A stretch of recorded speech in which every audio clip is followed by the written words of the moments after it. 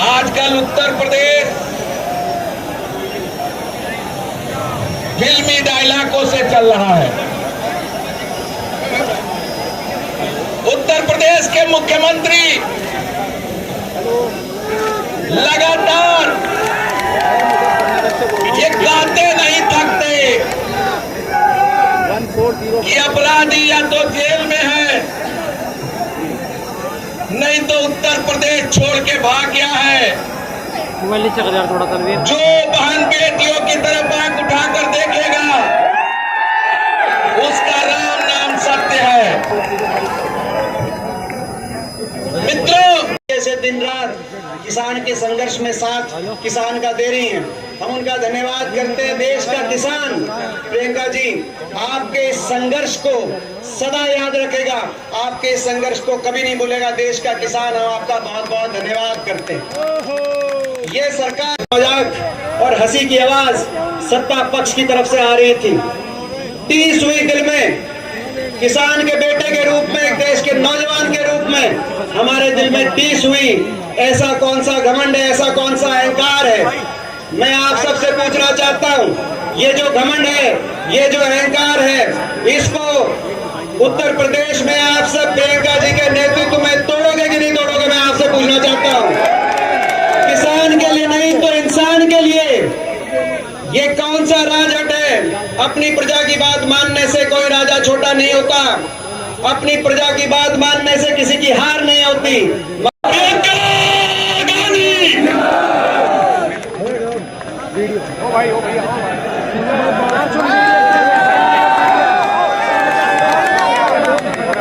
आदरणीय प्रदेश अध्यक्ष श्री अजय लल्लू जी, राजना मिश्रा जी, चौधरी हरिंदर मलिक जी, पंकज मलिक जी, श्री दीपेंद्र हुड्डा जी, आचार्य प्रमोद कृष्णन जी, श्री विवेक बंसल जी, श्री इमरान मसूद जी, श्री गजराज सिंह जी, श्रीमती सुप्रिया श्रीनेठ जी, विजेंद्र सिंह जी, संजय कपूर जी, सैयद जमा जी, चौधरी रविंदर मलिक जी, चौधरी संजय सिंह जी, बाबा श्याम सिंह जी, नरेश सैनी जी, मसूद अख्तर जी और तमाम कांग्रेस के नेता, यहाँ पर उपस्थित NSUI, IYC, महिला कांग्रेस के कार्यकर्ता, बहनों और प्यारे भाइयों, आप कुछ समय से मेरा इंतजार कर रहे हैं। मलिक जी ने कहा कि यहाँ आकर आप पर मैंने एहसान किया है। मैं कहना चाहती हूँ कि यहाँ आना मेरा कर्तव्य है, मेरा धर्म है और मैं किसी पर एहसान नहीं कर रही हूँ। बहुत बार कहती हूँ, हर नेता को ये एहसास होना चाहिए कि सबसे बड़ा एहसान उस पर जनता करती है। मुझे ये एहसास अच्छी तरह से है। आप यहाँ उपस्थित हैं, मेरी बातों को सुनने आए हैं, इसलिए आपका बहुत बहुत धन्यवाद। देखिए, देश की जो स्थिति है वो शायद मेरे से अच्छी तरह आप सब जानते हैं। एक ऐसा समय आया है कि 90 दिनों से लाखों किसान इस देश की राजनीति में के बाहर, दिल्ली के बाहर बैठे हुए हैं, संघर्ष कर रहे हैं, आंदोलन कर रहे हैं। 215 किसान शहीद हुए, बिजली काटी गई, पानी रोका गया, उन्हें मारा गया, पीटा गया। वे शांति से बैठे थे। देश की राजधानी की सीमा को इस तरह बनाया गया जैसे देश की सीमा थी। तमाम पुलिस की फोर्स लगाई गई। किसानों को प्रताड़ित किया गया।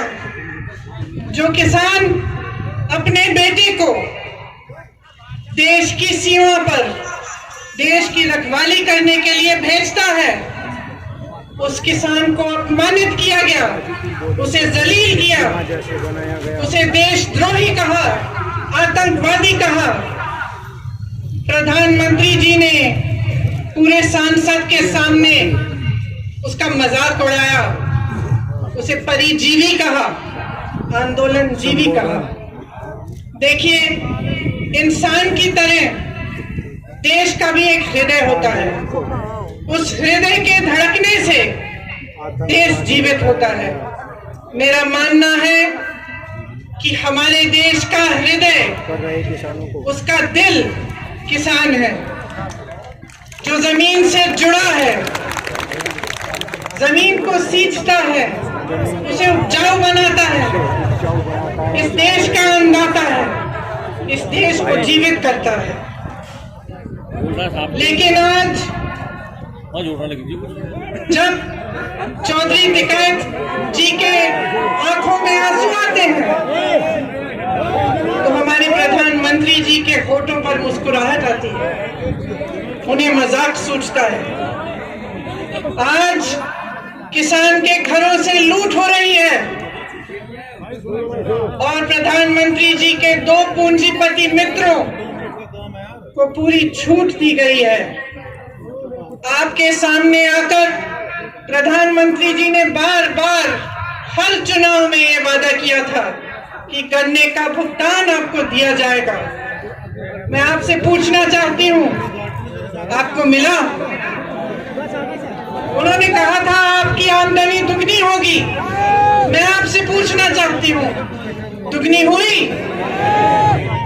आपको मालूम होगा कि पूरे देश भर में गन्ने का भुगतान 15,000 करोड़ रुपए है। और आज मैं आपको बताना चाहती हूँ, शायद आपको ये नहीं मालूम होगा कि प्रधानमंत्री जी ने अपने लिए दुनिया में भ्रमण करने के लिए 2 हवाई जहाज खरीदे और उन 2 हवाई जहाजों की कीमत 16,000 करोड़ रुपए है। आपके गन्ने के भुगतान से ज्यादा उनके पास अपने 2 हवाई जहाजों को खरीदने के लिए पैसे हैं, लेकिन आपके देश भर के किसान के भुगतान के लिए पैसे नहीं है। ये स्थिति है आज देश की। आपसे वादा किया गया था कि 14 दिनों में भुगतान होगा, लेकिन आपने क्या देखा? पिछले 4 सालों में गन्ने का दाम नहीं बढ़ा। 16,000 करोड़ के 2 हवाई जहाज खरीदे गए। 20,000 करोड़ की स्कीम बन रही है कि जो संसद भवन है, जो देश की राजधानी इंडिया गेट है और उसके आसपास की जो इमारतें हैं, उनके सुंदरीकरण के लिए 20,000 करोड़ की स्कीम बन रही है। लेकिन आपके गन्ने के भुगतान के लिए 15,000 करोड़ उपलब्ध नहीं है। डीजल आपको 2018 में 60 रुपए में मिलता था, आज कहीं 80 रुपए, कहीं 90। डीएपी 1100 रुपए में मिलता था, आज 1200 रुपए का है। 5 किलो बिजली के बिल बढ़ते चले जा रहे हैं, गैस सिलेंडरों की कीमत बढ़ती चली जा रही है, मगर आपके गन्ने के दाम आपको नहीं मिल रहे हैं, वो वही का वही है। मैं कुछ दिनों पहले बिजनौर गई, कुछ किसानों ने मुझे पर्चियां दिखाई। शायद उसी दिन जो नया दाम है वो जारी किया गया था, उससे पहले की पर्चियां दिखाई, उस पे 0 0 0 लिखा था। आपको मालूम होगा कि भाजपा सरकार ने पिछले साल डीजल पे जो टैक्स लगाई, उससे 3.5 लाख करोड़ रुपए कमाए। मैं पूछना चाहती हूँ, कहाँ गए वो रुपए? 2014 से अब तक मोदी सरकार ने पेट्रोल डीजल पर टैक्स बढ़ाकर, आपको मालूम नहीं होगा, 21,50,000 रुपए कमाए। मैं पूछना चाहती हूं, कहां गया वो पैसा जिसका हक है, जो दिन रात इस देश के लिए काम करता है, जो अपने पसीने से, अपने खून से इस देश को सींचता है, उसको क्यों नहीं मिला है ये पैसा? नौजवान को क्यों नहीं मिला? रोजगार क्यों नहीं दिया?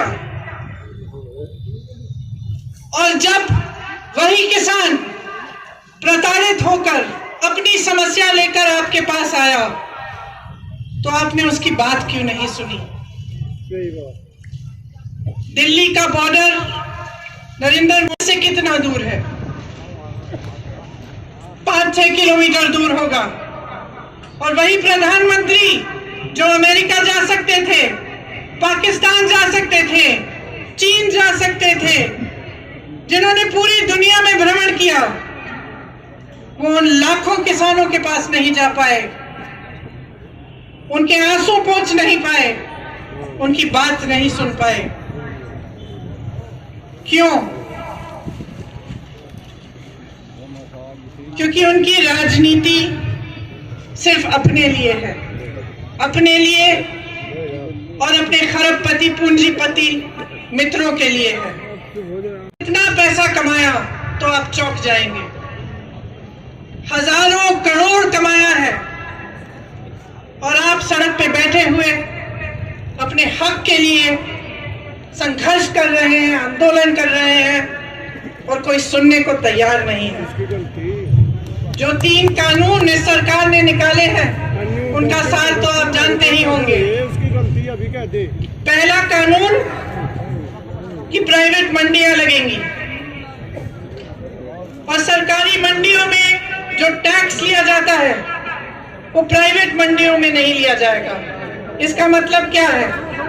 इसका मतलब ये है कि आस्ते आस्ते सरकारी मंडियां बंद हो जाएंगी और आप सब बड़े बड़े खरबपतियों की मनमानी होगी। जो दाम चाहते हैं वही देंगे, जब खरीदना चाहते हैं तभी खरीदेंगे, जब बेचना चाहते हैं तभी बेचेंगे। दूसरे कानून में लिखा है कि देखिए, आप 10 लोग हैं, आप हमारे लिए गन्ना उगाइए, जब गन्ना उग जाएगा हम आपको इसके लिए 500 रुपए देंगे।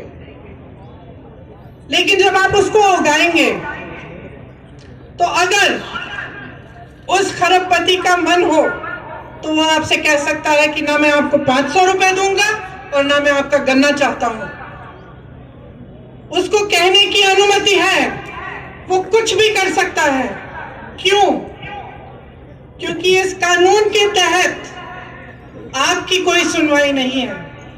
अगर आप अदालत में जाना चाहेंगे, उसकी शिकायत करना चाहेंगे, तो आप सिर्फ एसडीएम के पास जा सकते हैं और उनके ऊपर जो एक अधिकारी है उनके पास जा सकते हैं, लेकिन आप अदालत नहीं जा सकते, आप अपने हक के लिए लड़ नहीं सकते।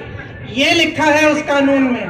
तो आप सोच सकते हैं कि एक तरफ आप और आपकी छोटी सी खेती और दूसरी तरफ प्रधानमंत्री के बड़े बड़े खरबपति मित्र, आप बताइए किसकी सुनवाई होगी? ये जो नए कानून बनाए गए हैं, इन कानूनों के तहत न्यूनतम समर्थन मूल्य खत्म होगा, सरकारी मंडियां खत्म होगी, आपके हक खत्म होंगे।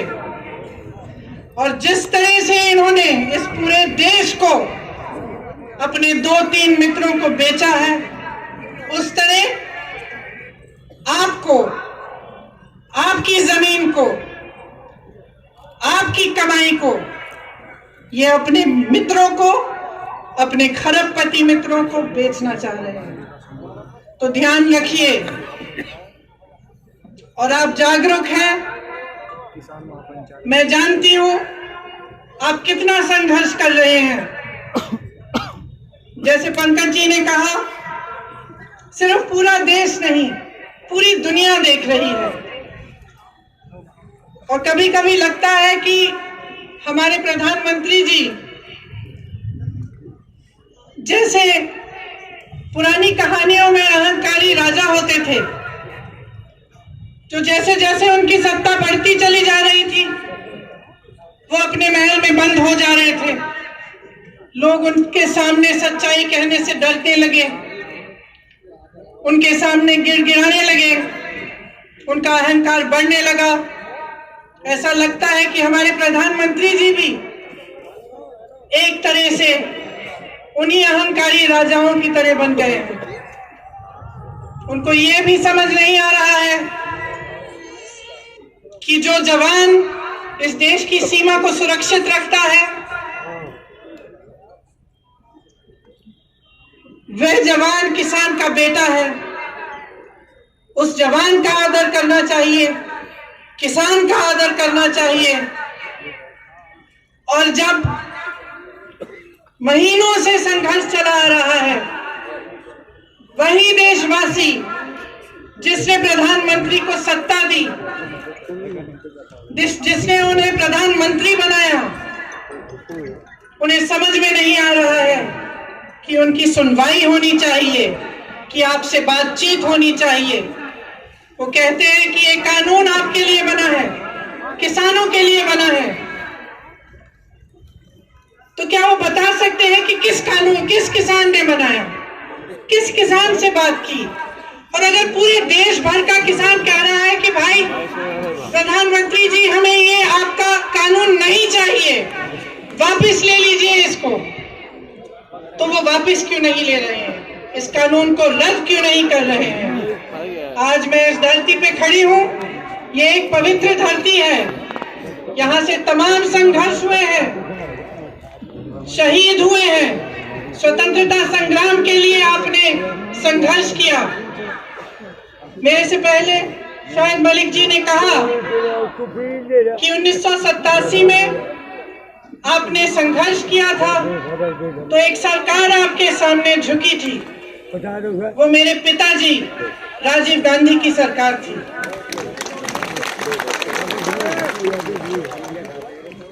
और मेरे पिताजी ने आपका आदर किया। आप आए, 50,000 किसान दिल्ली आए, वापस मायूस होकर नहीं गए।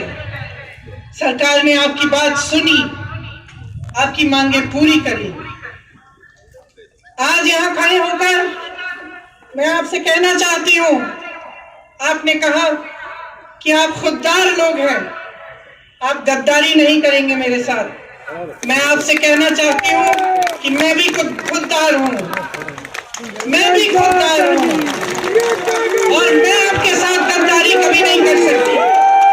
आज अगर मैं यहाँ आई हूँ तो राजनीति के लिए मुंह दिखाने नहीं आई हूँ। पिछले साल यही मुजफ्फरनगर आई थी, आप संकट में थे, आपको याद होगा। आपके बेटे उस समय भी शहीद हुए थे, आज भी शहीद हो रहे हैं। मैं उस समय भी यहाँ आई थी, मैं आज भी आई हूँ और मैं बार बार आती रहूंगी। जब आप संकट में होंगे मैं आपके साथ खड़ी रहूंगी, जब आपको दुख लगेगा कांग्रेस पार्टी आपके साथ खड़ी रहेगी, जब आप संघर्ष करेंगे हम आपका संघर्ष उठाएंगे, हम आपके साथ संघर्ष करेंगे। मैं आपसे कहने आई हूँ कि आप पीछे मत हटिए, ये सरकार मजबूर होगी, ये सरकार मजबूत नहीं है, दुर्बल है, क्योंकि अपनी ही जनता अपने ही देश की आवाज नहीं सुन पा रही है। ये सरकार पीछे हटेगी, इनको पीछे हटना पड़ेगा। जय जवान, जय किसान, जय जवान, जय किसान, जय हिंद, जय हिंद, जय हिंद। मेरा अनुरोध है जुनैद भाई और हरिंदर मलिक जी से वो हल देकर का स्वागत करेंगे। उसके बाद सैंडी, गगन और सभी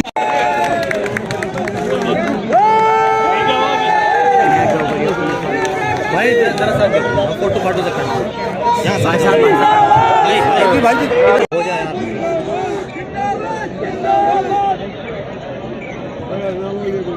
बच्चे है इसके अंडी टीवी जिंदाबाद और सारी टीवी मुर्दाबाद।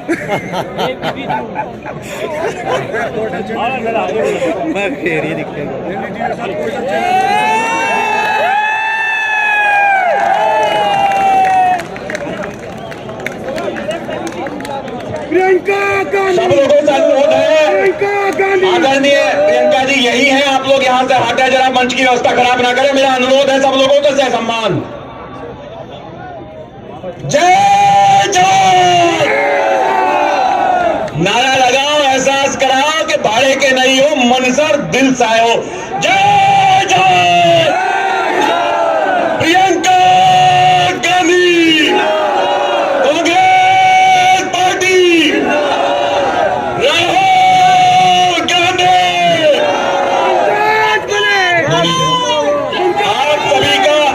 आप सभी का बहुत बहुत धन्यवाद।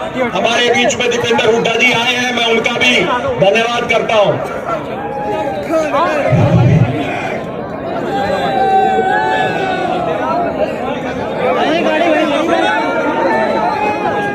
इंडिया प्लस न्यूज, सिर्फ वही जो सही।